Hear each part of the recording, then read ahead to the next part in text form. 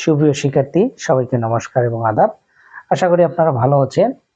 আমি সামষ্টিক অর্থনীতির আগে 10টি প্রশ্ন দিয়েছি, আজকে বাকি 10টি দিচ্ছি। দেখেন, 11 নম্বর প্রশ্ন হলো জিএনপি ব্যবধান কি বা গ্যাপ কি বা ফাঁক কি?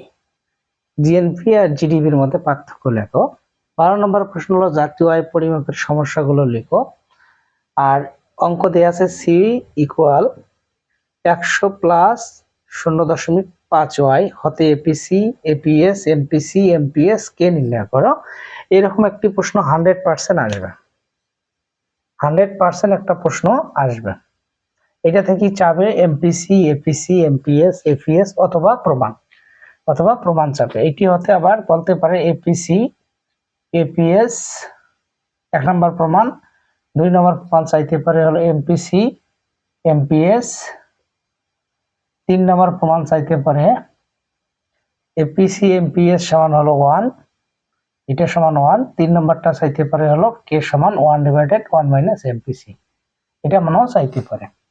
তাহলে 1 নম্বর একটা অঙ্ক আসবে এরকম। এটা হলো প্রকল্প যাচাইয়ের অঙ্ক। এর মান দেওয়া আছে, বির মান দেওয়া আছে প্রথম বছর, দ্বিতীয় বছর হতে কোন প্রকল্প লাভজনক, এরকম একটা প্রশ্ন আসবে। 15 নম্বর হলো অর্থের পরিমাণ ও অর্থের মূল্যের মধ্যে সম্পর্ক ব্যাখ্যা করো। কাম্য বিনিয়োগ স্তর কি? এই কটা প্রশ্ন বেশি ইম্পর্টেন্ট, এই 3টি প্রশ্ন। এমইসি ও এমইএ এর পার্থক্য, এনভিভি ও টিভিভির মধ্যে পার্থক্য, ত্বরণ গুণকের পার্থক্য, এই পার্থক্যটা ইম্পর্টেন্ট। স্বল্পকালীন দীর্ঘকালীন ভোগ অপেক্ষার পার্থক্য লেখো। মুদ্রাস্ফীতি কি? মুদ্রাস্ফীতি নিয়ন্ত্রণে কর ও ভর্তুকির প্রভাব। তারপরে মুদ্রাস্ফীতি কি? কারণ, প্রতিকার ও নিয়ন্ত্রণে মুদ্রাস্ফীতির প্রভাব। তাহলে এই কয়টি প্রশ্ন বেশি ইম্পর্টেন্ট।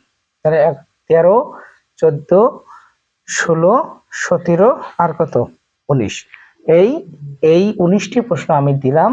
আশা করি এই 19টি প্রশ্ন পড়লে মোটামুটি কমন পাওয়া যাবে।